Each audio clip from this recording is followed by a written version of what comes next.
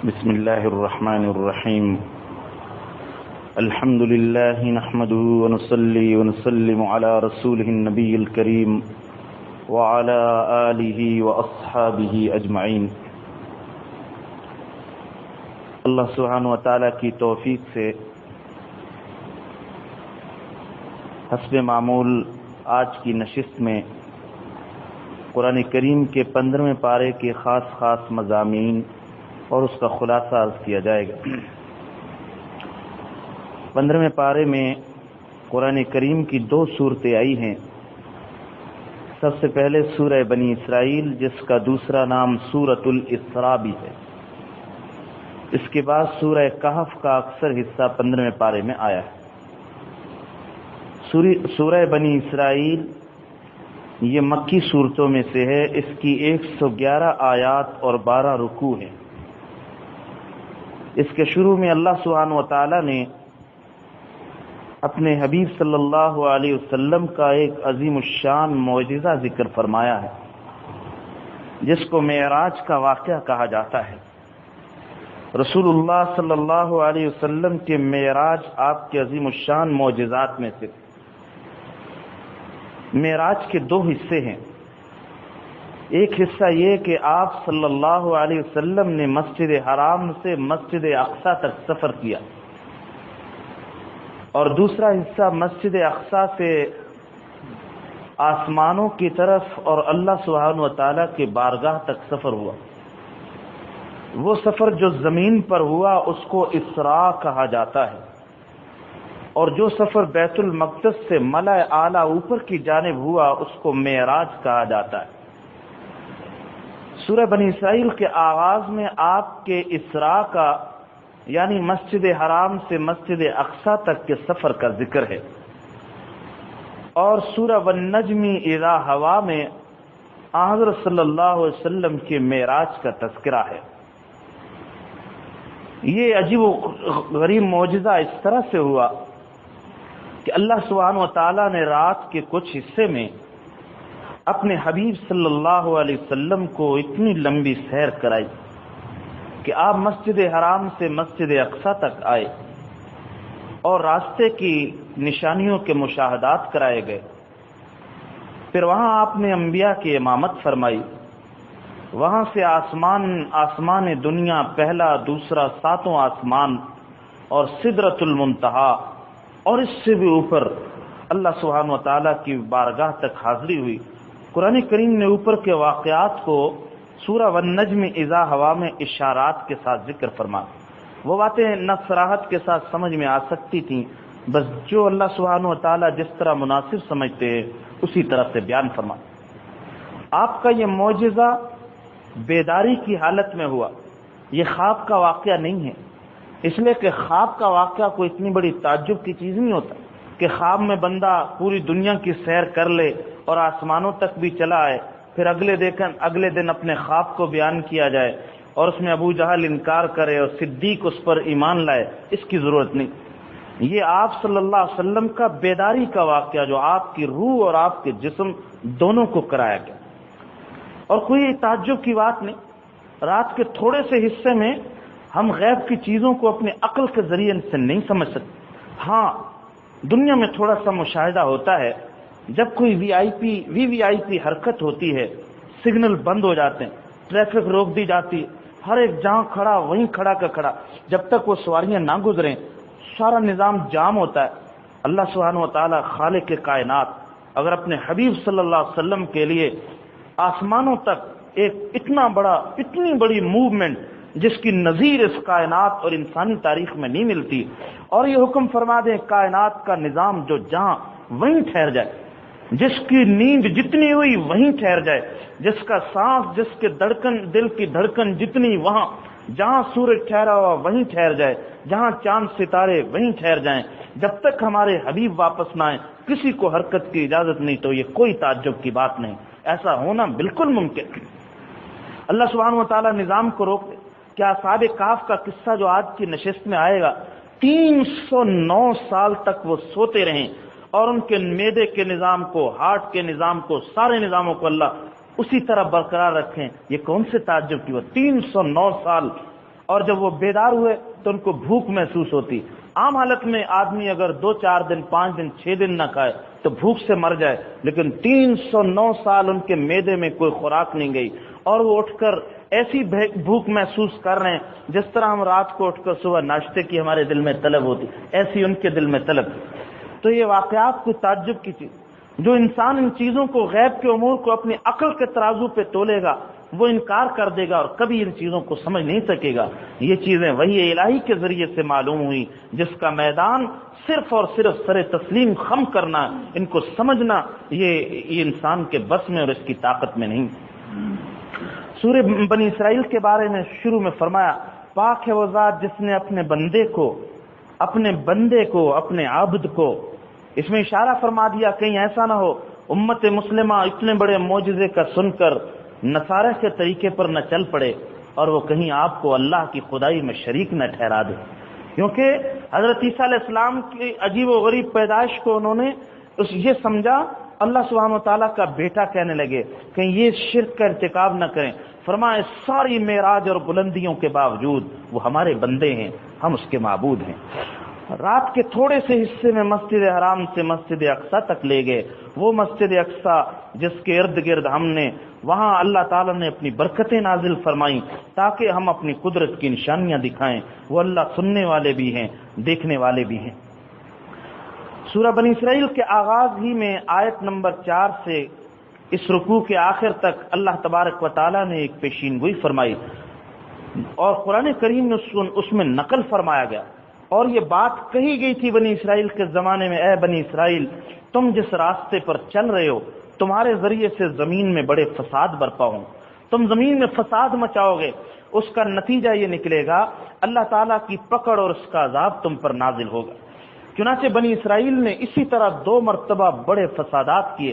پہلا فساد ان سے اس وقت ظاہر ہوا جب انہوں نے تورات کا انکار کیا اور اللہ تعالیٰ کے پیغمبر جلیل القدر پیغمبر حضرت شعیب علیہ السلام کو شہید کر دیا.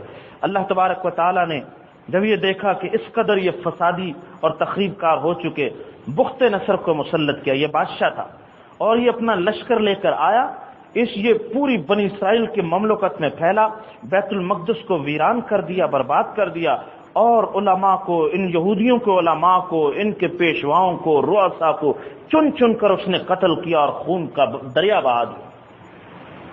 دوسرا موقع یہ کچھ قوم سنبھلی، پھر ان کے اندر وہی فسادات ابھرے اور ان کا سب سے بڑا فساد بنی اسرائیل کا یہ تھا کہ اللہ تعالیٰ یہ کتاب، یہ نعرے لگاتے تھے حسبنا کتاب اللہ، ہمارے لیے بس کتاب کافی، ہمیں کسی استاد کی، کسی معلم کی، کسی پیشوا، کسی شخص کی ضرورت نہیں. چنانچہ انہوں نے حضرت سیدنا زکریا علیہ السلام اور حضرت سیدنا یحییٰ کو شہید کیا. اب اللہ سبحانہ و تعالیٰ نے بابل کے بادشاہ، بعض روایات میں نام خردوس آتا اور بعض میں بیردوس، اس کو مسلط کیا اور اس نے اسی طرح ان کو تہس نہس کیا اور یہ قوم قتل و غارت گری کا اس نے بازار گرم.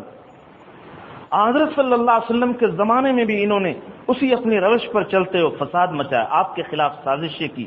چنانچہ بنو قریظہ کے جوانوں کو قتل کیا گیا اور بنو نذیر کو جلاوطن کیا گیا. پھر خیبر سے بھی حضرت عمر فاروق رضی اللہ تعالیٰ عنہ کو ملک شام کی طرف نکال دیا.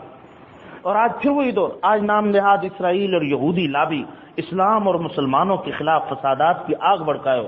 اللہ سبحانہ و تعالیٰ کے عذاب کا کب کوڑا برسے، کس وقت آئے اور ان یہودیوں کا، اور وہ سرغنہ بھی ظاہر ہوگا دجال جس کی پیروی کرنے والی جماعت یہود ہوگی. حضرت عیسیٰ نزول فرمائیں گے اور دجال کو بھی تہ تیک کریں گے اور قوم یہود جو مقابلے میں آئے گی ان کو بھی قتل کیا جائے گا. بہرحال اللہ سبحانہ و تعالیٰ کے یہ امور ہے اور اپنے اوقات کو وہی زیادہ بہتر جاننے والے ہیں. قرآن کریم کی شان بیان فرمائی. یہ قرآن کریم سیدھے راستوں کی ہدایت دینے والا ہے. آگے چل کر اللہ تبارک و تعالیٰ نے ہمیں ایک دعوت فکر اور دعوت حساب، ایک محاسبے کی دعوت دی. اے دنیا کے انسانوں، تم اگر یہ اپنے حساب کا، اپنے پرچے کا رزلٹ دیکھنا چاہتے ہو ابھی دیکھ سکتے ہو دنیا میں. اس وقت جو نتیجہ نکلے گا دنیا میں دیکھ سکتے. اس لیے کہ جب، اور ہم اس کا مشاہدہ کرتے، جب امتحان حال سے اسٹوڈنٹ باہر آتا ہے اس کو اپنے پرچے کا خود پتا ہوتا ہے، چاہے وہ آ کر جو بھی کہے کہ میرا حال کیا ہے، میں پاس ہوں گا یا فیل ہوں، جیسا لکھا اس کا ثمرہ اس کو معلوم ہوتا ہے. تو فرمایا ہم نے ہر انسان کا شگون وہ نیک ہوگا یا بد ہوگا، جہنمی ہوگا یا جنتی ہوگا، اس کی گردن میں لٹکایا ہوا ہے۔ کل انسان الزمنا طائرہ فی عنقی، اور اس شگون کو ہم قیامت کے دن ایک کھلی ہوئی کتاب کی طرح اس کے سامنے لا کر حاضر کریں گے۔ وَنُخْرِجُ لَهُ يَوْمَ الْقِيَامَةِ كِتَابًا يَلْقَاهُ مَنشُورًا، حکم ہوگا اقرأ کتابک، پڑھ اپنی کتاب، اپنی کارگزاری دیکھ لو دنیاوی زندگی کی۔ کفا بنفسک اليوم علیک حسیبا، اپنا حساب لگانے کے لیے آج تو خود ہی کافی، خود ہی اپنا حساب لگا لے اپنے نامہ اعمال کو پڑھ کر تمہارے ساتھ کیا ہونے والا ہے۔ من اہتدی فانما یہتدی لنفسہ، آج جو دنیا میں راہ راست اختیار کرے گا وہ اپنے فائدے کے لیے اختیار کرے گا، اور جو شخص سیدھے راستے سے بھٹکے گا فانما یضل علیہا، اس گمراہی کا وبال اسی پر نازل ہوگا۔ ولا تزر وازرۃ وزر اخرى، کوئی بوجھ اٹھانے والا قیامت کے دن دوسرے کا بوجھ نہیں اٹھائے گا، ہر ایک کو اپنے حساب کی فکر ہوگی۔ وما كنا معذبین، ہم کسی بھی قوم کو عذاب نہیں دیتے، اس کو برباد نہیں کرتے، حتی نبعث رسولا، یہاں تک کہ ہم سمجھانے والا کوئی پیغمبر اس میں نہ بھیج دیں۔ جب ہم اپنی حجت پوری کرتے ہیں وہ سمجھا کر اپنی زندگی تمام کر دیتا ہے اور یہ سرکشی سے باز نہیں آتے، پھر ہمارے عذاب کا کوڑا برستا ہے۔ اور جب ہم کسی بستی کی بربادی کا فیصلہ کرتے، بڑی قابل غور آیات، اور جب ہم کسی بستی کی بربادی کا فیصلہ کرتے عذاب کا، وَإِذَا أَرَدْنَا أَن نُهْلِكَ قَرْيَةً أَمَرْنَا مُتْرَفِيهَا، ہم اس کے دولت مندوں کو، پیسے والوں کو، وہ ان کے لیے ہم زیادتیوں کا موقع، وہ اپنی زیادتیوں سے اتر جاتے ہیں اور یہ میدان ان کے لیے عام ہو جاتا ہے، خوب زیادتیاں کرتے ہیں، خوب اپنے مال و دولت کی مستی میں وہ ظلم اور فحاشی اور ریانی کا سیلاب گرم کرتے ہیں۔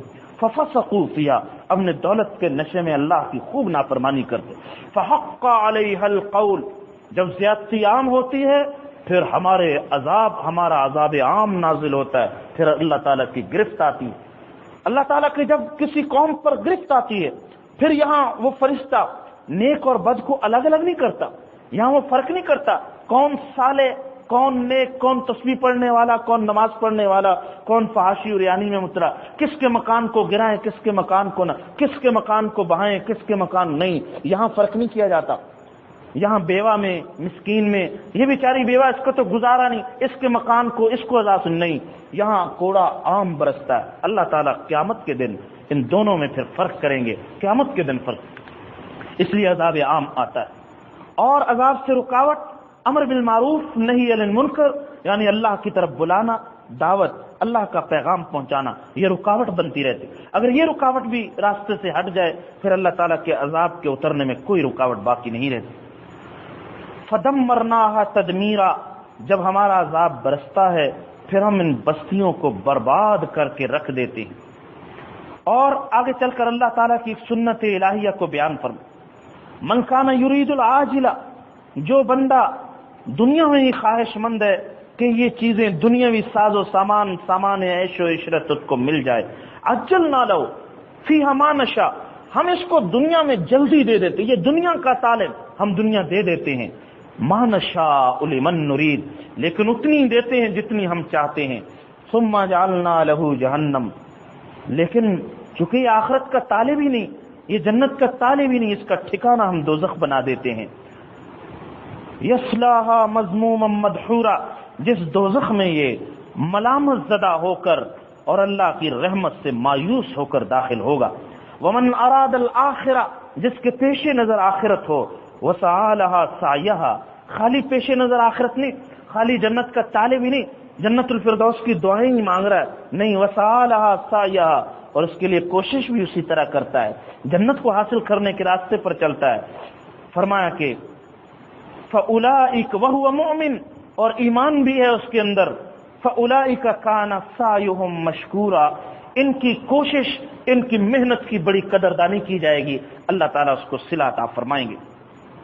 فرمایا ہم ان کو بھی سامان زندگی دے دیتے ہیں، ان کو بھی سامان، ایسا نہیں جو آخرت کا طالب ہو، جنت کا طالب ہو، اللہ کی زیارت کا، ملاقات کا متمنی اور شوق رکھنے والا، اس کو دنیا سے محروم کر دے، نہیں، کلن نمد ہؤلاء، اس کو بھی دیتے، ان کو بھی دیتے ہیں، بلکہ بس اوقات اللہ رزق کا اصل لطف اور اطمینان اپنے خاص بندوں کو اہل اللہ کو زیادہ عطا فرماتے ہیں بنسبت ان کو ساز و سامان زیادہ دیا جاتا ہے، لیکن ساز و سامان کی روح اطمینان اللہ ان کو عطا فرماتے ہیں جو اللہ کے راستے پر چلنے والے اور اللہ کی فرمانبرداری کرنے والے ہوتے ہیں۔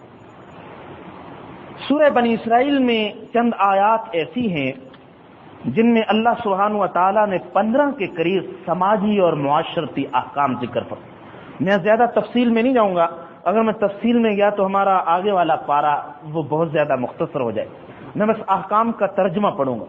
وَقَضَىٰ رَبُّكَ أَلَّا تَعْبُدُوا إِلَّا إِيَّاهُ، تمہارے رب کا فیصلہ یہ ہے تم اس کے علاوہ کسی کی عبادت نہ کرو۔ وَبِالْوَالِدَيْنِ إِحْسَانًا، اس رب کا حکم یہ ہے تم والدین کے ساتھ احسان کا معاملہ کرو۔ فرمایا ہم تمہیں احسان کا طریقہ بھی بتلاتے ہیں، اگر ان والدین میں سے کوئی ایک بڑھاپے کی عمر کو پہنچ جائے یا دونوں پہنچ جائیں، فلا تقل لهما اف، ایک بات تو یہ سنو کبھی بھی اف نہیں کہنی، ان کو ایسی بات نہیں کہنی جس سے ان کے دل کو صدمہ پہنچے اور ناگواری ہو، کبھی ایسا نہیں کہنا۔ وقل لهما قولا کریما، اور یہ بھی نہیں کہ چپ چاپ ادھر گھر سے آئے آفس سے آئے سیدھا اپنے کمرے میں باپ کے سالت میں ماں کے سالت میں، وہاں ٹی وی آن کیا، نیٹ ہے، یہ مصیبتیں گھر میں موجود ہیں، والدین کی کوئی خبر نہیں، یا بس اپنے کام سے کام اور سالہ سال ادھر ادھر والدین گاؤں دیہاتوں میں سڑ رہے ہیں، کوئی بیمار ہے کوئی پریشان نہیں، ایسا نہیں کرنا۔ وقل لهما قولا کریما، گفتگو کرنی ان سے، اگر تم چپ رہو گے یہ بات بھی تم اپنی بیگم اور بچوں کے ساتھ تو خوب لہلا کے اور چہک کے باتیں کرو اور والدین کے ساتھ باتیں نہ کرو، یہ بات بھی ان کے دل میں صدمہ پہنچے۔ وقل لهما قولا کریما، ان کے ساتھ بڑی اچھی بڑی میٹھی اور عزت والی گفتگو کرنا، اور انداز بھی اچھا رکھنا، انداز میں ٹیڑھا پن اور گردن کے اندر اکڑ نہ ہو۔ وَخْفِضْ لَهُمَا جَنَاحَ الذُّلِّ مِنَ الرَّحْمَةِ، شفقت کی وجہ سے اپنے بازوؤں کو عاجزی کے ساتھ جھکا کر، دیکھو جی کیسا، وَخْفِضْ لَهُمَا جَنَاحَ الذُّلِّ، جناح اس کو کہتے ہیں، جناح کا معنی عربی میں پر ہوتا ہے، جب پرندہ نیچے کی طرف آتا ہے تو اپنے پروں کو سمیٹ لیتا ہے۔ یہ تمہارے والدین کی عظمت کی وجہ سے کندھے تھوڑے سے پچکے ہونے چاہیے، اکڑ اور تنے ہوئے نہیں ہونے چاہیے، والدین کا احترام اور ان کا مرتبہ سمجھو۔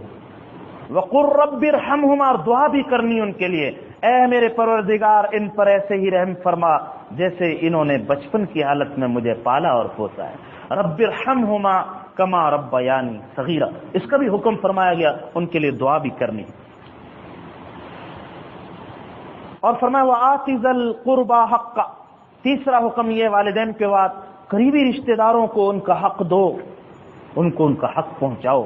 کل بھی سنا تھا جی قریبی رشتہ داروں کے بعد والمسکین، اور مسکین کو بھی اس کا حق دو، وابن السبیل، مسافروں کو بھی اس کا حق دو، کہیں میزبانی کا موقع ملے کوئی مسافر آ جائے میزبانی کرو، اپنے مزاج کی درستی اور بد اخلاقی ظاہر نہ کرو۔ ولا تبذر تبذیرا، مال خرچ کرنے میں فضول خرچی والا معاملہ نہ کرنا، مال و دولت کی قدر کرنا اللہ کی یہ نعمت ہے، اس نعمت کو اپنی شان و شوکت، نام و نمود اور اسراف اور فضول خرچی میں خرچ نہ کرنا۔ غور کیجیے آج ہماری شادی بیاہ کے لاکھوں روپے وہ صرف نام و نمود کی خاطر خرچ ہو جاتے اور اس کی ضرورت نہیں ہوتی لیکن خرچ ہوتے ہیں۔ قرآن پاک کا حکم ہے ان المبذرین کانوا اخوان الشیاطین، جو فضول خرچی کرنے والے ہیں شیطان کے بھائی ہیں، اور شیطان اپنے رب کا ناشکرا ہے۔ یہ بھائی اس طرح سے یہ بھی ناشکرا ہے، اس نے اس نعمت کی قدر نہیں۔ یہ نعمت تو ان مقاصد کے لیے تھی، مسکینوں کا، غریبوں کا، رشتہ داروں کا، ان کے دلوں کو جوڑنے کے لیے اللہ نے عطا فرمائی دی۔ تم اس پر خود ہی نگران بن کے، کیا ہے یہ دولت اللہ نے اکاؤنٹ بڑھانے کے لیے، پیسے گننے کے لیے عطا فرمائی؟ اس دولت کا مقصد یہ تھا اللہ کی مخلوق کے ساتھ رحم کا معاملہ کر۔ سبحان اللہ۔ قارون کو جب حضرت موسیٰ نے سمجھایا اس جملے کو غور کیجیے، قارون کو جب یہ سمجھایا فرمایا وَابْتَغِ فِي مَا آتَاكَ اللَّهُ الدَّارَ الْآخِرَةَ، اے قارون اتنی دولت، تیرے خزانوں کی چابیاں اونٹوں کی جماعت اٹھاتی، اتنے خزانے، تم اس دولت کے ذریعے اللہ آخرت کو بنا لو، تمہاری آخرت بہت بڑی بن جائے گی۔ لیکن وہ نہیں سمجھا، دولت سمیت اللہ نے زمین کے اندر دنسا دیا۔ فرمایا کہ وَلَا تَجْعَلْ يَدَكَ مَغْلُولَةً إِلَىٰ عُنُقِكَ، اپنے ہاتھ اپنی گردن سے باندھ کر نہ رکھنا، ایک پیسہ ایک دھیلا خرچ کرنے کے لیے تیار نہیں۔ کسی جگہ، نہ مہمان پر، نہ صدقات میں، نہ راہ خدا میں، کسی موقع پہ کوئی خرچ نہیں کرتا. اپنے ہاتھوں کو اپنی گردن سے باندھ کر نہ رکھنا. الید العلیا خیر من الید السفلی. حضرت صلی اللہ علیہ وسلم فرمایا اوپر والا ہاتھ نیچے والے ہاتھ سے بہت بہتر ہوتا ہے. اوپر والا ہاتھ خرچ کرتا رہتا ہے اور نیچے والا ہاتھ وہ تو لینے والا ہوتا ہے. دینے والا ہاتھ اللہ کو بہت پسند ہے. یہ اللہ تعالیٰ کی صفت. اللہ عطا فرماتے ہیں، اللہ غنی ہے، اللہ کو اپنی یہ صفت بہت زیادہ پسند. اس لیے حضرات اکابر اہل اللہ نے فرمایا اولیاء اللہ کسی کی ولایت اگر پہچاننی ہو، کوئی ولی ایسا نہیں ہو سکتا وہ بخیل ہو. ولایت اور بخل ایک جگہ جمع نہیں ہو سکتے. اللہ کا ولی وہ اپنے سخاوت کے اعتبار سے دریا ہوتا ہے. رسول اللہ صلی اللہ علیہ وسلم کے بارے میں حضرت عائشہ فرماتی بڑے سخی تھے آپ صلی اللہ علیہ وسلم، لیکن رمضان میں تو آپ تیز آندھیوں کی طرح سخی ہوتے تھے، جیسے ہوا کا اثر ہر جگہ پہنچ کر رہتا ہے. آپ کی سخاوت کے فیض سے خشکی اور تری ہر چھوٹا بڑا مستفید ہوتا تھا. آپ ایسے سخی. ولا تبسطها كل البسط. اور اپنے ہاتھ کو اتنا بھی نہ کھول دینا، مکمل کھول دینا. وہ انہی کا کام تھا جو سارا مال خرچ کرتے تھے، پھر اطمینان کے ساتھ نوافل پڑھتے رہتے تھے اور اللہ کی خوش ہم کمزور ہیں. فرمایا بالکل نہ بند کرنا ہے نہ کھولنا ہے. فتقعد ملوما محسورا. سارا مال خرچ کر دیا پھر پریشان ہو کر بیٹھے رہو گے، شرمندہ ہو کر، پھر دوسروں کی طرف دیکھو، اس کی بھی اجازت نہیں. اور یاد رکھیے اللہ اپنے بندوں میں سے جس کا چاہتے ہیں رزق وسیع کرتے ہیں، جس کا چاہتے ہیں رزق تنگ فرما دیتے ہیں. وہ اپنے بندوں کے بارے میں بڑے باخبر، بڑی باریکی سے ہر ایک کے احوال کو جاننے والے ہیں. چھٹا حکم یہ، نواں حکم یہ فرمایا ولا تقتلوا اولادکم خشیۃ املاق. فقر و فاقہ کے ڈر سے اپنی اولاد کو قتل مت کرو، ان کو مت مارو. فقر نحن نرزقهم.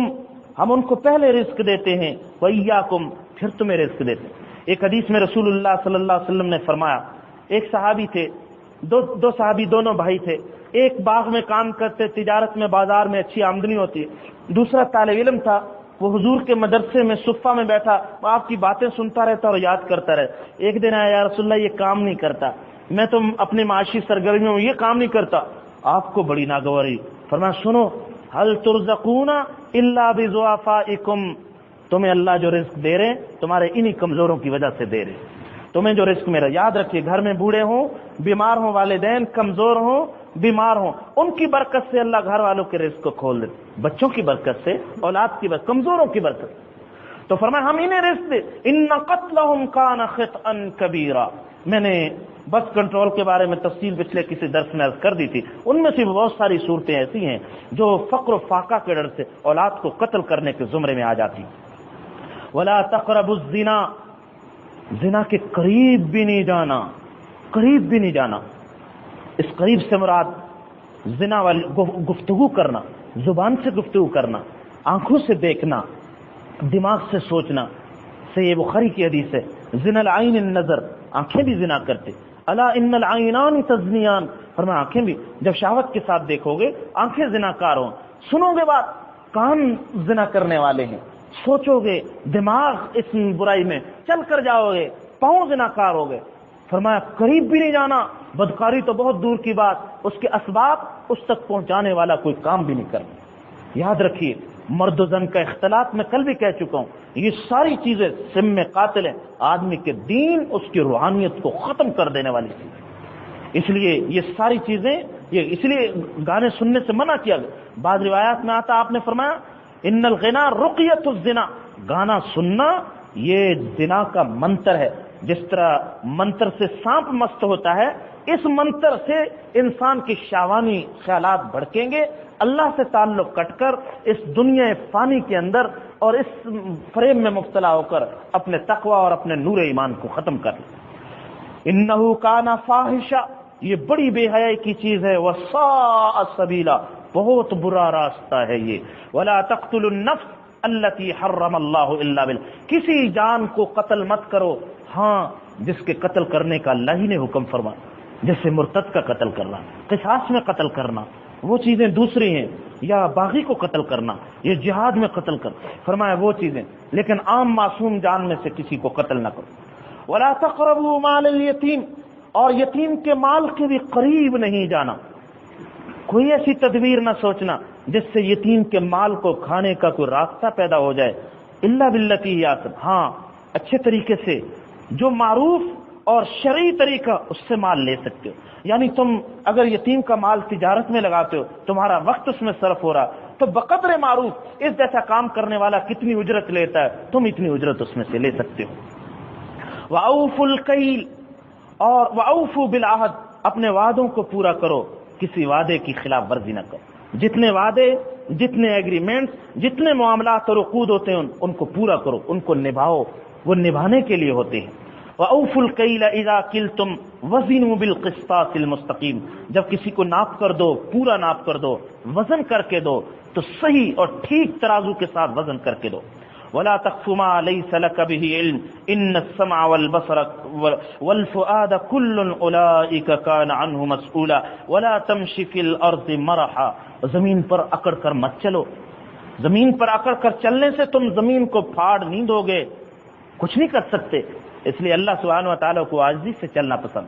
سورہ فرقان میں آئے گا وَعِبَادُ الرَّحْمَنِ الَّذِينَ يَمْشُونَ عَلَى الْأَرْضِ هَوْنًا، رحمان کے بندے وہ ہوتے ہیں جو زمین پر بڑی عاجزی کے ساتھ چلتے ہیں. ان کے چلنے سے پتہ چلتا ہے ان کے دلوں میں کسی ذات کی عظمت اور کسی ذات کی محبت موجود. یہ اترانے والے نہیں، یہ عقلنے والے نہیں ہیں، یہ اپنے مال و دولت، نام و نمود، عہدہ، ان چیزوں کی وجہ سے یہ غرور میں اور گمنڈ اور تکبر میں مبتلا نہیں ہے. سورہ بنی اسرائیل میں فرمایا تسبح لہ السماوات السبع والارض ومن فیہن، اللہ کی شان دیکھیے، آسمان ساتوں کے ساتوں، زمینیں اور ساری مخلوقات اللہ کی تسبیح بیان کر. وَإِن مِّن شَيْءٍ إِلَّا يُسَبِّحُ بِحَمْدِهِ، زمین میں جتنی بھی اشیاء ہیں وہ ساری کی ساری اللہ کی تسبیح بیان کرتی ہیں. وَلَٰكِن لَّا تَفْقَهُونَ تَسْبِيحَهُمْ، تم ان کی تسبیح کو نہیں سمجھ سکتے. سورہ بنی اسرائیل میں اللہ سبحانہ و تعالیٰ نے آدم علیہ السلام کے سجدے کے اس واقعے کو دوبارہ ذکر فرمایا. جب شیطان نے سجدے سے انکار کیا، جو مکالمہ شیطان کے ساتھ، اس بات کو یہاں دوبارہ دہرایا گیا.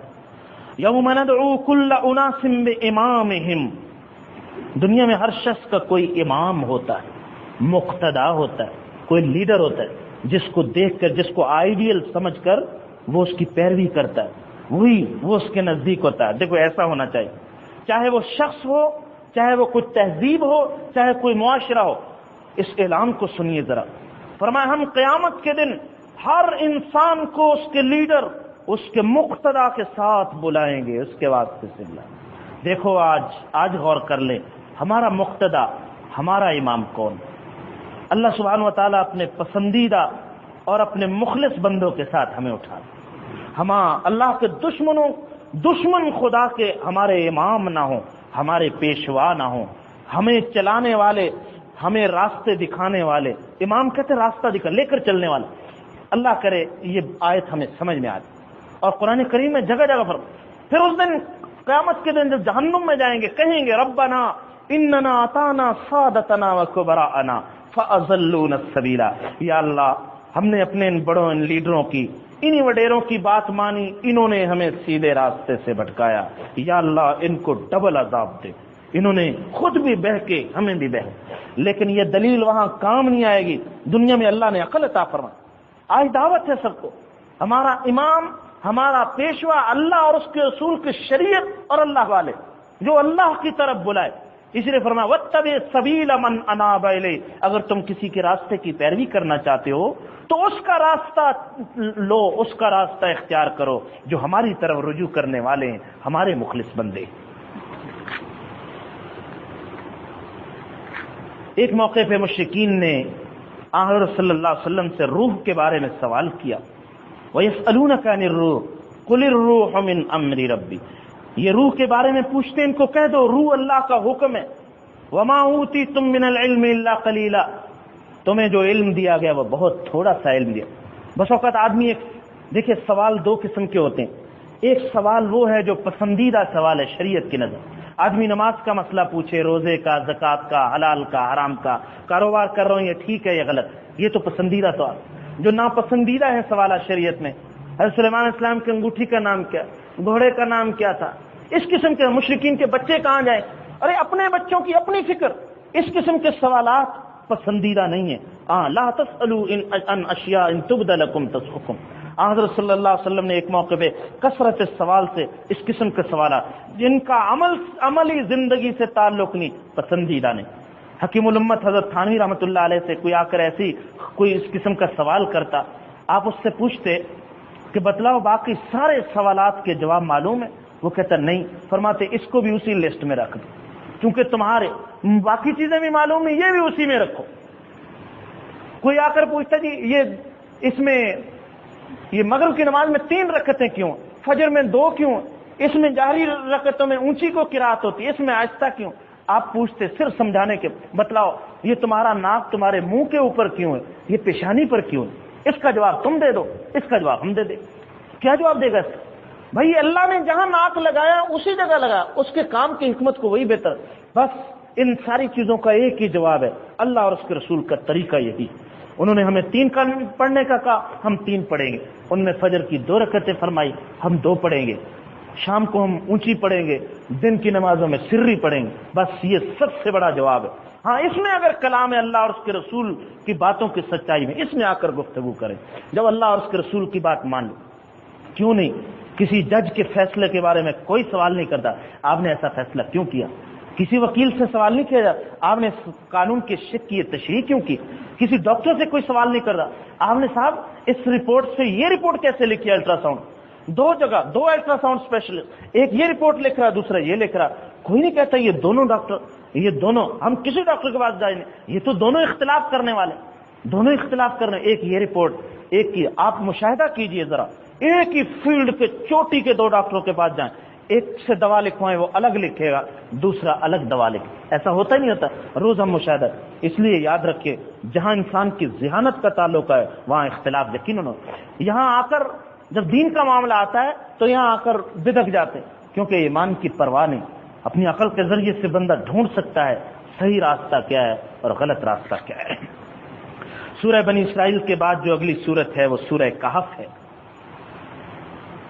رسول اللہ صلی اللہ علیہ وسلم سے مشرکین نے 3 سوالات کیے تھے اور یہودیوں کے اکسانے پر کیے تھے. امتحان لینا چاہ رہے تھے آپ کی نبوت کا.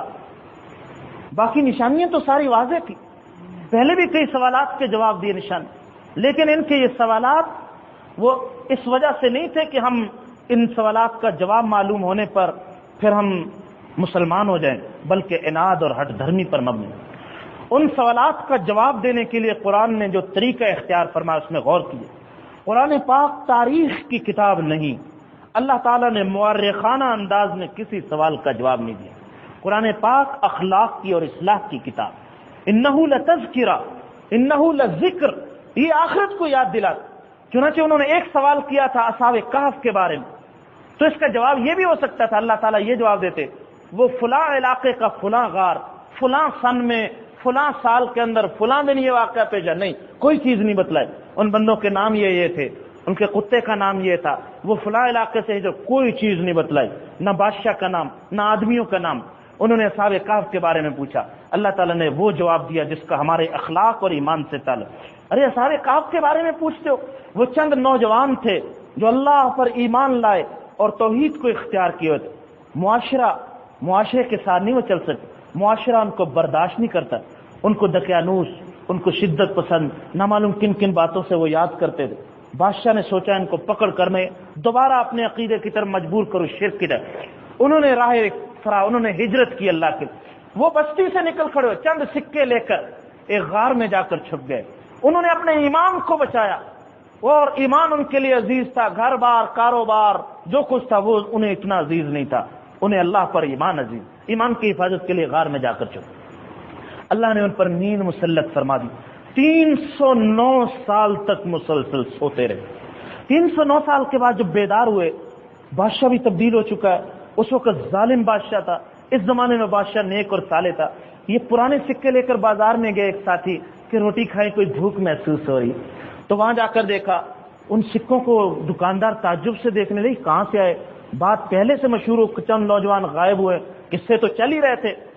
بات کھلتے کھلتے بادشاہ تک پہنچی، پتہ چلا یہ وہی نوجوان تھے جو 309 سال پہلے غائب ہوئے.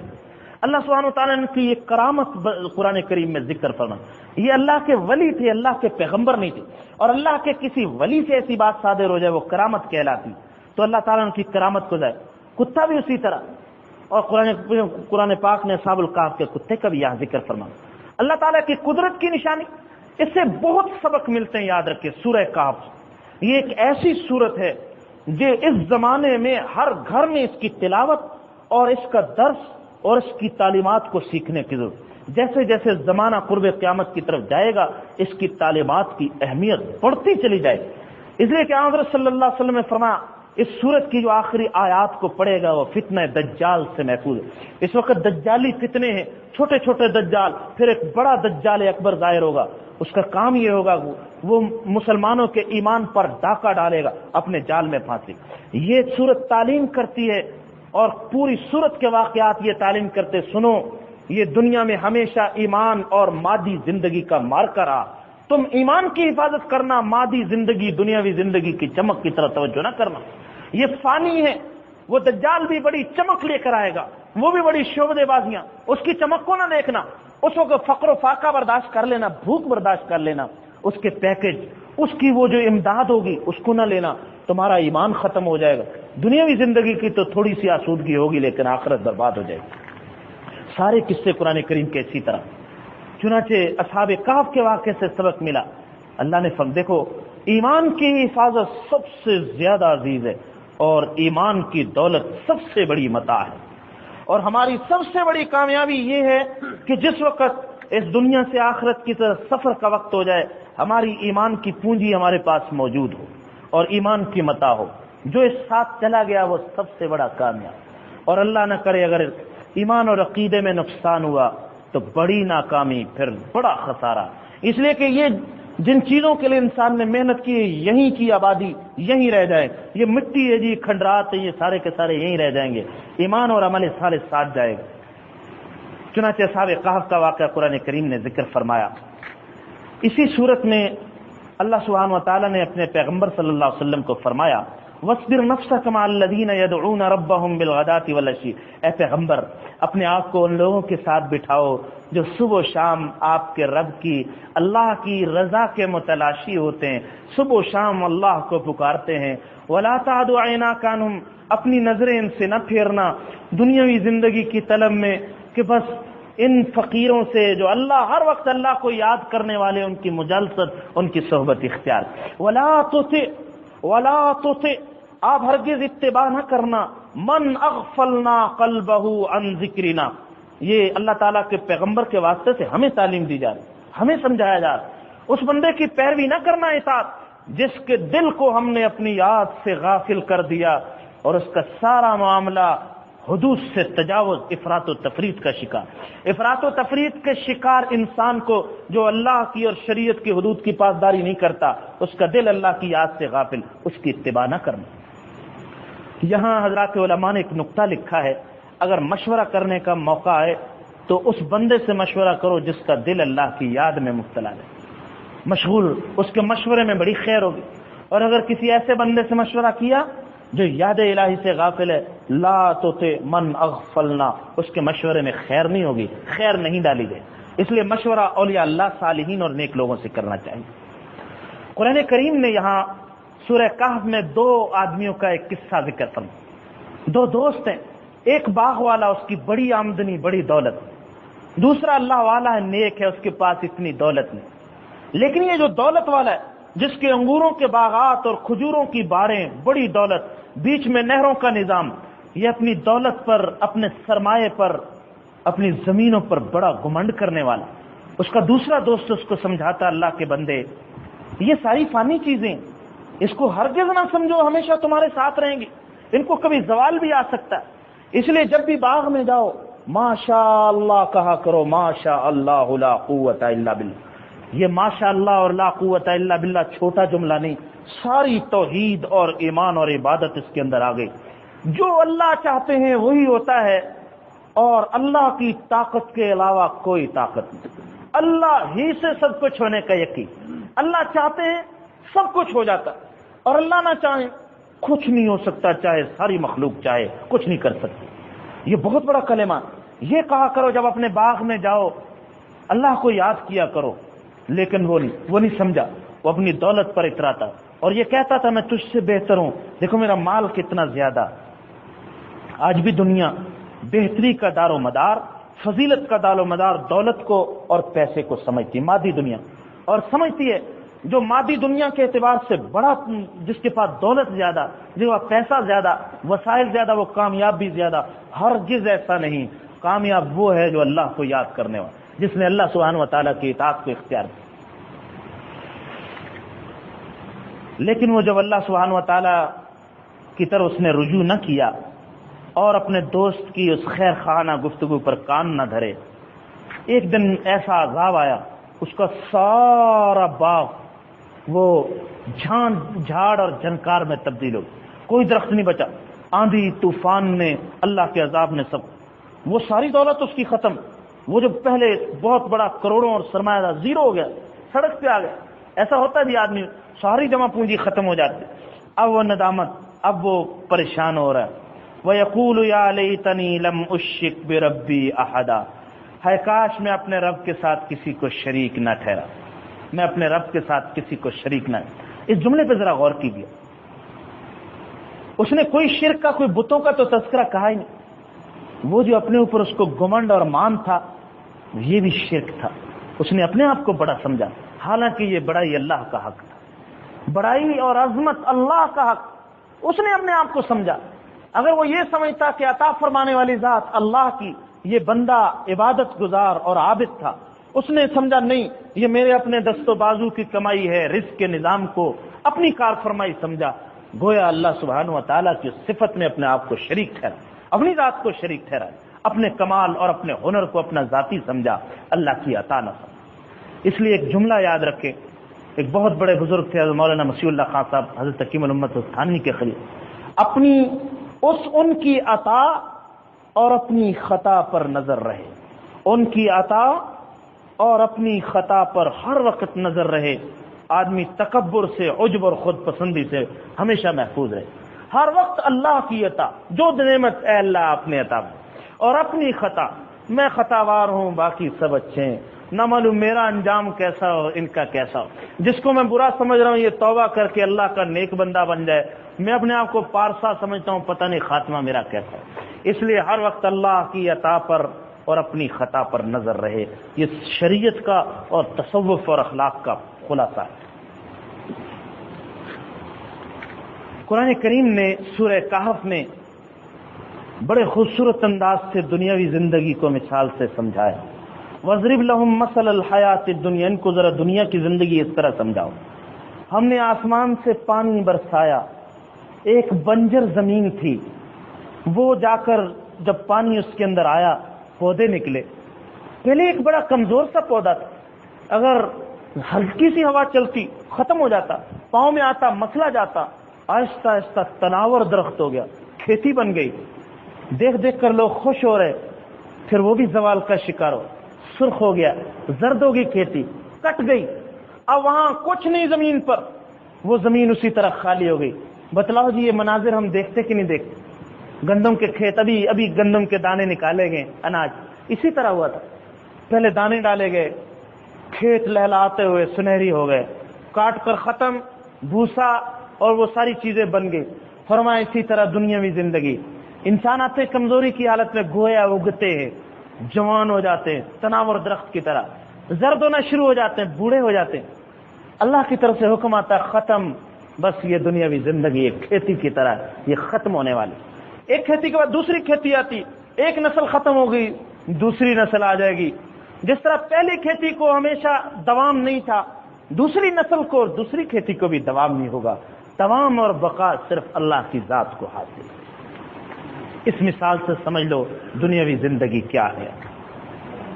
آگے چل کر اللہ سبحانہ و تعالیٰ نے سورہ کہف کے آخر میں حضرت موسیٰ اور حضرت خضر کا واقعہ ذکر فرمایا، یہاں بھی نہیں بتلایا گیا کہ وہ ہمارے بندے حضرت خضر تھے، نام نہیں بتلایا، فرمایا ہمارے ایک مقبول بندے تھے، ہم نے حضرت موسیٰ کو کہا حضرت جاؤ ان کے ساتھ سفر کرو۔ ایک نظام وہ ہے جو ظاہری ہے، ایک نظام ہمارا تکوینی ہوتا ہے جو ہم اپنے فرشتوں کے ذریعے، اپنے بعض مقبول بندوں کے ذریعے سے چلاتے، وہ تکوینی نظام کی حکمتیں ہر بندہ نہیں جانتا. ذرا اس کو اس کے مناظر دیکھنا چاہتے ہو تو دیکھ لو. وہ واقعہ آپ حضرات جانتے ہیں, حضرت موسیٰ حضرت خضر جب کشتی میں سوار ہوئے, اللہ تعالیٰ نے ارادہ فرمایا اس کشتی کی حفاظت کرنی چاہیے, یہ نئی کشتی ہے. حضرت خضر کو حکم فرما دیا اس کو توڑ دو, عیب دار ہوگی تو حفاظت ہو جائے گی, عیب دار ہوگی تو حفاظت ہو جائے گی. عیب دار کر دیا, تختہ توڑ دیا, کشتی محفوظ ہوگی. میں سبق بھی ساتھ ساتھ یہاں ہمیں ذرا سا کچھ زخم لگتا ہے ہم آہو فوگا کرنے لگتے. ارے اللہ کے بندے, اگر کوئی گاڑی کا کوئی حادثہ ہو گیا خدا نہ خواستہ, اللہ عافیت عطا فرمائے, کوئی تھوڑے ڈنٹ پڑ گئے, اتنے بے صبری کا مظاہرہ نہ کریں, نہ معلوم اللہ نے جان بچا لی, پوری گاڑی آپ کی محفوظ کر. ذرا پیٹ میں درد ہوا, کسی بڑی تکلیف سے بچا لے. شکر کرنا چاہیے اللہ سبحانہ اگر ایک تکلیف دی ہے ہزاروں تکلیفوں سے بچا لیا, ہزاروں تکلیفوں سے اللہ سبحانہ و تعالیٰ نے بچا. ایک آدمی اس کے پاؤں میں تکلیف تھی, ایک اللہ والا, اور اس پاؤں کے درد سے وہ کرا رہا تھا, لیکن اللہ تعالیٰ اس طرح اصلاح فرماتا. باہر نکلا تو دیکھا ایک شخص پاؤں سے بالکل معذور بیساکھیوں کے سہارے پر چل رہا ہے. فوراً اللہ کا شکر ادا کیا, یا اللہ پاؤں تو عطا فرمائے, اگرچہ درد ہے یہ بھی ختم ہو جائے. آپ کے ایسے بندے بھی ہیں جن کو پاؤں بھی نصیب نہیں. تو ہر وقت اللہ کے فیصلوں پر راضی رہے, نامعلوم اللہ کی اس میں کیا حکمت ہے. دوسرا موقع ایسا آیا, دریا سے اترے, ایک بچہ دیکھا کھیل رہا ہے بچوں کے ساتھ. اللہ نے حکم فرمایا اس کی جان لے لو, اس کی گردن مروڑ دو. حضرت خضر نے اس کو مار. حضرت موسیٰ سے صبر نہ ہو سکا. حضرت موسیٰ ظاہری شریعت کے امام تھے, انہوں نے دیکھا یہ کیا ہو گیا, یہ تو ظاہری اعتبار سے بڑا ظلم ہوا. حضرت موسیٰ نے اعتراض بھی کیا. حضرت خضر نے کہا نہیں, یہ اس کام کی حکمت تمہیں بتلا دی جائے گی, یہ کیوں ایسا ہوا. اللہ تعالیٰ کے حکم سے بتلا دیا. اللہ کو معلوم تھا یہ بچہ بڑا ہو کر مشرک بنتا, والدین کو بھی مشرک بنا دیتا. اللہ کو بس خلاصہ ذہن میں رکھے, پوری سورہ کہف کا خلاصہ ہے یہ جملہ, اللہ کو جان اتنی عزیز نہیں جتنا ایمان عزیز ہے. اللہ تعالیٰ کو کسی کی جان اتنی عزیز نہیں جتنا ایمان عزیز. تو اللہ نے کہا اس کے والدین کا ایمان بچاؤ, اس کی جان جاتی ہے جائے, اس کی جان جاتی ہے جائے. اللہ کی مخلوق ہے, اللہ اپنی مخلوق میں جو چاہے تصرف کرے, کسی کو بچپن میں قبول کرے, کسی کو جوانی میں, کسی کو بڑھاپے میں, کسی کو کوئی اعتراض کا حق نہیں. اللہ نے یہ چاہا میرے بندے کا, میرے ان والدین کا ایمان بچ جائے, چنانچہ اللہ تعالیٰ نے حکم, اور اس کے بدلے میں دوسرا بیٹا دے دیا جو نیک صالح خدمت گزار, ان کا بھی نقصان نہیں ہوا. اللہ نے ان کے اس غم کا تدارک بھی فرمایا. اللہ ہی اپنے کاموں کی حکمتوں کو بہتر جانے. تیسرا واقعہ ہوا کہ ایک دیوار گر رہی, نیچے سے خزانہ ظاہر ہو رہا ہے. وہ یتیم بچے ہیں, اللہ نے ارادہ فرمایا ان یتیم بچوں کے مال کی حفاظت ہو. اگر دیوار گر گئی, نیچے سے خزانہ ظاہر ہو گیا, لوگ چور اچک کے لے جائیں گے. وَكَانَ أَبُوهُمَا صَالِحًا, ان بچوں کا والد بڑا نیک تھا, بڑی دعائیں کیا کرتا تھا. كَانَ أَبُوهُمَا صَالِحًا, پتہ یہ چلا والدین کی نیکی اور تقوی کا فیض ان کی اولاد کو بھی ملتا ہے. ان کو بھی اللہ تعالیٰ ان کی دعاؤں کی برکت سے, ان کی وجہ سے اللہ ان کے مال کی, جان کی, عزت کی اور آبرو کی حفاظت فرما. تو اللہ نے ارادہ فرمایا, ان دونوں بندوں کو حکم فرمایا اپنے نبی کو اور اپنے ولی کو دیوار کو سیدھا کرو. اگرچہ انہوں نے مہمانی نہیں کی, کوئی بات نہیں, لیکن ہم تو اپنے نیک بندوں کے ساتھ نیکی والا معاملہ کریں. حضرت موسیٰ کو اعتراض ہوا تھا, یہ کیا, انہوں نے مہمانی نہیں کی, آپ ان کے ساتھ احسان کا معاملہ کر رہے. ان تینوں کاموں کی حکمتیں بتلا دی. اس واقعے سے یہ سبق ملا, ظاہری اعتبار سے جو کچھ ہو رہا ہے ہم ان کو نہ دیکھیں, ہم اللہ کے فیصلوں پر دیکھیں کرنے والی ذات کون سی ہے. وہ حکیم بھی ہے, وہ خبیر بھی ہے, جو کرتی ہے وہ حکمت والے کام کرتی ہے. اس سورہ کہف کے آخر میں ذوالقرنین کے قصے کو ذکر فرمائے. اس کے بارے میں سوال کیا گیا تھا, یہ ذوالقرنین کون؟ بتلایا گیا یہ بادشاہ تھا جو اللہ کا نیک بندہ تھا. اللہ نے مشرق اقصا تک, مغرب اقصا تک, انتہا تک اور شمال کی انتہا تک پوری زمین پر اتنے لمبے لمبے سفر کیا, حکومت عطا. اس کے باوجود یہ اللہ کا نیک بندہ, اتنی بڑی حکومت اور اقتدار کے باوجود مظلوموں کی مدد کرنے والا, اتنا بڑے اقتدار اور حکومت کے باوجود اس نے اپنی سلطنت, اپنی کرسی سے ناجائز فائدہ نہیں اٹھایا. یہ دولت اور دنیا کی خواہشات کو پورا کرنے میں نہیں لگا, بلکہ اللہ کی بندوں کی خدمت میں اپنی سلطنت کو سر. چنانچہ دیکھیے شمال میں جب گئے, وہاں کچھ مظلوم تھے, پستے تھے, وحشی قبیلے تھے یاجوج ماجوج کے, وہ آ کر ان کی بستیوں کو تاراج کرتے تھے. ان سے درخواست کی گئی, انہوں نے دیوار بنا دی, سیسا پلائی دیوار. وہ یاجوج ماجوج کی قوم, جب اللہ کا حکم ہوگا پھر وہ دیوار چاٹی جائے گی. اللہ اپنے کاموں کو جاننے والے, کہاں وہ دیوار کس گلیشیئر میں کس برف میں چھپا دی، اللہ ہی بہتر جاننے والے. ضروری نہیں کہ وہ ساری چیزیں دکھا دی جائیں. دجال کہاں ہے، کس جگہ، یہ غیبی امور ہیں، اس کی ٹو میں نہیں لگنا چاہیے. فکر اس بات کی ہونی چاہیے کہ کوئی دجال ہمارے ایمان پہ ڈاکہ نہ ڈال دے. اس بات کی فکر نہیں ہونی چاہیے کہ دجال کا جغرافیہ معلوم کریں اور یہ معلوم کرے وہ ہے کہاں. یہ محنت لا حاصل اور فضول محنت یہ ہے کام وہ کریں جس سے ایمان اتنا مضبوط ہو جائے کہ کوئی دجال اس کو اپنے جال میں پھانس نہ سکے. اس سورہ کہف کے آخر میں بڑی ہی دل دہلا دینے والی اور نصیحت والی آیات. جب سورت کا اختتام ہوتا ہے تو گویا ایک کریم جمع ہو جاتی. پورا قرآن ہی ایسا ہے. قل هل ننبئکم بالاخسرین اعمال. بس میں ان کا ترجمہ کروں گا، اگر میں نے اپنی تشریح کی تو وہ زور کلام ختم ہو جائے. قل کہہ دو اے پیغمبر، هل ننبئکم بالاخسرین اعمالا، کیا ہم تم کو بتلائیں کہ اعمال کے اعتبار سے سب سے زیادہ خسارے والے لوگ کون ہیں؟ وہ لوگ ہیں الذین ضل سعیہم فی الحیات الدنیا، جن کی ساری زندگی کی سعی اور کوشش اور محنت دنیا میں ہی رائے گاں چلی گئی. وہم یحسبون انہم یحسنون صنعا، وہ دنیا میں یہی سمجھتے رہے ہم بہت اچھا کر رہے ہیں، سب کچھ ٹھیک کر رہے، حالانکہ وہ ٹھیک نہیں تھا. ان کی ساری محنت اکارت ہو گئی. یہ وہ لوگ ہیں جنہوں نے اپنے رب کی آیات کا انکار کیا، ولقائہ، اپنے رب کے ملاقات کا انکار کیا، نہیں چاہا، اللہ سے ملنے کو پسند نہیں کیا. فحبطت، چنانچہ اس لیے اللہ نے ان کے سارے اعمال حبط کر دیے، ختم کر دیے. فلا نقیم لهم یوم القیامت وزنا، ہم قیامت کے دن ان کے لیے کوئی وزن قائم نہیں کریں، کوئی چیز نہیں ہوگی ان کی جن کو تولا جا سکے اور اس کو صلہ ملے. ذالک جزاؤہم جہنم، اسی وجہ سے یہ جو ان کی سزا جہنم ہے، یہ اس وجہ سے بما کفروا، انہوں نے اللہ کے ساتھ کفر کیا، واتخذوا آیاتی ورسلی ہزوا، اور انہوں نے ہمارے رسولوں کو، ہمارے پیغام پہنچانے والوں کو اور ہماری آیات کا مذاق اڑایا، ہماری احکام کا انہوں نے مذاق اڑایا. اللہ کے نیک بندوں کا، اللہ کی طرف بلانے والوں کا، پیغمبروں کا، اولیاء اللہ کا، جو اللہ کی طرف دعوت دیتے، اور ان کے احکامات، اللہ اور اس کے رسول، ان کی آیات کا، تعلیمات کا جو مذاق ہے، یہ کفر کا بس قرآن نے یہاں ذکر. کافر کر سکتا، مسلمان کبھی ایسا نہیں کر سکتا کہ اللہ اور اس کے رسول کے کسی حکم کا اور اس کی کسی تعلیم کا مذاق اڑائے. ہاں، اس کے برعکس جو لوگ ایمان لائے، جنہوں نے نیک اعمال کیے، ان کی میزبانی کے لیے ہم نے فردوس کی جنتیں تیار کی ہیں، ہمیشہ رہیں گے اس میں، کبھی نکل کر باہر جانا پسند نہیں کریں گے. لا یبغون عنہا حولا. قل لو کان البحر، اے پیغمبر کہہ دو ان کو ذرا کھول کر، اگر یہ سارے سمندر کو ہم روشنائی بنا دیں، سارے سمندروں کو، اور پھر اللہ کی تعریف کے کلمات لکھنا شروع کریں، ساری روشنائی ختم ہو جائے گی، اللہ کی تعریف کے کلمے ختم نہیں ہوں گے. وَلَوْ جِئْنَا بِمِثْلِهِ مَدَدًا، ایک مرتبہ ساتوں سمندر ختم ہو گئے، پھر اتنی روشنائی اور بنا دیں، پھر لکھنا شروع کر دیں، تب بھی ساری روشنائی ختم ہو جائے گی، اللہ کی تعریف کے کلمے ختم نہیں ہوں گے. قل، اے پیغمبر کھول کر کہہ دو، انما انا بشر، میں بشر ہوں تمہاری طرح، مثلکم، لیکن فرق ہے، یوحا الیہ، میری طرف وحی کی جاتی ہوں، بشر، لیکن بشر سید البشر، پیغام دے کر مجھے بھیجا گیا، میری طرف یہ وحی کی جاتی ہے تمہارا ایک ہی معبود ہے اللہ.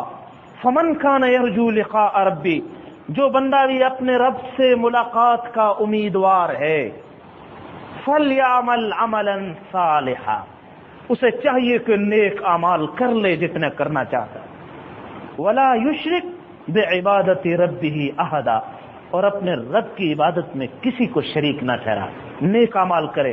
بس اس کی ملاقات ہوگی، ملاقات کا ٹائم دیا جائے. جیسے آج تو ہلکے وزیر مشیر کی ملاقات کے لیے لوگ لائنوں میں، وہ بڑی سعادت اور فخر سمجھتے ہیں. اصل ملاقات رب العالمین کی ملاقات ہے. اللہ سبحانہ و تعالی اپنی خوشنودی والی، اپنی رضا والی اور رحمتوں والی ملاقات ہم سب کو نصیب فرما دے. وآخر دعوانا ان الحمد للہ رب العالمین.